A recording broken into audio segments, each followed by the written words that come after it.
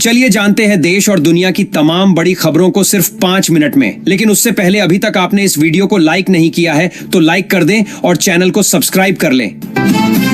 महाराष्ट्र के deputy CM Ajit Pawar ने अपनी ही पार्टी बीजेपी पर बोला हमला। अजित पवार ने कहा, बटेंगे तो कटेंगे का नारा यूपी और झारखंड में चलता होगा, महाराष्ट्र में नहीं। हमारा नारा है सबका साथ, सबका विकास। महाराष्ट्र विधानसभा चुनाव 2024 में बीजेपी ने अपना संकल्प पत्र जारी किया, जिसमें 25 लाख सरकारी नौकरियां, किसानों का कर्ज माफ, युवाओं को बेरोजगारी भत्ता और महिलाओं को हर महीने 2000 रुपए देने का वादा किया। आजाद समाज पार्टी के राष्ट्रीय अध्यक्ष चंद्रशेखर आजाद ने आज कांग्रेस और बीजेपी पर साधा निशाना और बोला कि कांग्रेस और भाजपा दोनों ही आरक्षण विरोधी सरकारें हैं। अगर इन लोगों ने आरक्षण को समाप्त करने की कोशिश की तो देश में भीम आर्मी बड़ा आंदोलन करेगी। बीजेपी के बटेंगे तो कटेंगे नारे पर राजनीतिक सियासत गर्मा गई। आज असदुद्दीन ओवैसी ने कहा कि इस प्रकार के भाषण देकर बीजेपी क्या सिद्ध करना चाहती है। हिंदू और मुसलमानों के बीच बीजेपी सरकार ने ही भेदभाव पैदा किया है।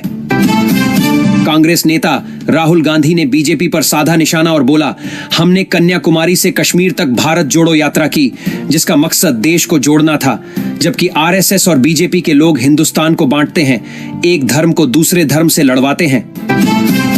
झारखंड विधानसभा चुनाव 2024 में रैलियों को संबोधित करते हुए प्रधानमंत्री नरेंद्र मोदी ने कांग्रेस पर लगाए गंभीर आरोप और बोला कि कांग्रेस की सत्ता में रहते हुए प्रियंका गांधी और उनके पति रॉबर्ट वाड्रा ने किसानों की जमीनों को गलत तरीके से खरीदकर अमीरों को अरबों रुपए में बेचा। कांग्रेस गरीब किसानों को लूटना चाहती है। कांग्रेस अध्यक्ष मल्लिकार्जुन खड़गे ने आज झारखंड चुनाव की रैलियों में बीजेपी मुख्यमंत्री योगी आदित्यनाथ पर साधा निशाना और कहा, कई नेता साधुओं के वेश में रहते हैं और राजनीति करते हैं। खड़गे ने बोला, अगर आप सन्यासी हैं तो राजनीति से बाहर निकले और पूजा पाठ करें। मुसलमानों के प्रमुख नेता मौलाना तौकीर रजा अंसारी ने वक्फ संशोधन बिल के खिलाफ 24 नवंबर को दिल्ली में मुस्लिम संगठन को अपनी ताकत दिखाने के लिए बुलाया। तौकीर रजा ने कहा, हम मुसलमान अल्लाह के अलावा किसी के सामने झुक नहीं सकते। हैदराबाद सांसद असदुद्दीन ओवैसी ने आज स्पष्ट कर दिया है कि वह राहुल गांधी के साथ उत्तर प्रदेश उपचुनाव में मिलकर चुनाव लड़ने के लिए तैयार है।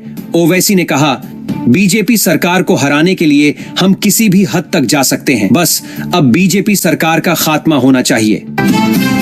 वीडियो में आगे बढ़ने से पहले आप लोग कमेंट बॉक्स पर जरूर बताइए कि आगामी लोकसभा चुनाव 2029 में प्रधानमंत्री पद पर आप किसको देखना चाहते हैं, राहुल गांधी, योगी आदित्यनाथ, असदुद्दीन ओवैसी या मोदी जी को। मध्य प्रदेश में बीजेपी सरकार के मुख्यमंत्री मोहन यादव ने आज महिलाओं के बैंक खाते में लाडली बहना योजना की अगली किस्त जारी की। रजिस्ट्रेशन कराने वाली महिलाओं को नरेंद्र मोदी की मध्य प्रदेश सरकार प्रत्येक महीना 2000 रुपए देती है। सलमान शाहरुख के बाद बीजेपी नेता और बॉलीवुड के सुपरस्टार मिथुन चक्रवर्ती को मिली जान से मारने की धमकी। पाकिस्तानी डॉन ने कहा, माफी मांग लो वरना इसका अंजाम बहुत बुरा होगा। भारतीय सुप्रीम कोर्ट ने दुकानदारों को दिया तगड़ा झटका। अब बेचा हुआ माल भी वापस लेना पड़ेगा, अन्यथा दुकानदारों को देना पड़ेगा।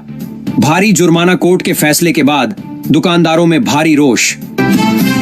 बागेश्वर धाम सरकार के पंडित धीरेन्द्र शास्त्री ने आज मुसलमानों पर किया तीखा हमला और कहा कि जो भारत में रहकर हिंदू राष्ट्र के खिलाफ है उसे पाकिस्तान भेज देना चाहिए, और कहा कि सच्चा मुसलमान हिंदू राष्ट्र बनाने में सनातन धर्म की मदद करेगा। झारखंड विधानसभा चुनाव में रैलियों को संबोधित करते हुए मुख्यमंत्री योगी आदित्यनाथ ने बोला, हमारी सरकार ने गरीबों के लिए फ्री राशन, मुफ्त बिजली और फ्री गैस कनेक्शन देने की शुरुआत की है। झारखंड में भी हम इस योजना को इलेक्शन जीतने पर लागू करेंगे। दिल्ली के पूर्व मुख्यमंत्री अरविंद केजरीवाल ने बीजेपी सरकार पर लगाए गंभीर आरोप और कहा कि मोदी सरकार मेरी जान के पीछे पड़ी है। अगर मुझे कल को कुछ भी हो गया तो इसके जिम्मेदार नरेंद्र मोदी और अमित शाह होंगे। झारखंड विधानसभा चुनाव के लिए आज शाम 5 बजे से थमेगा। चुनाव प्रचार 13 नवंबर को पहले चरण की 43 सीटों पर मतदान होगा। चुनाव आयोग ने सभी मतदाताओं को वोट देने की अपील की। चलिए जानते हैं देश और दुनिया की तमाम बड़ी खबरों को सिर्फ 5 मिनट में।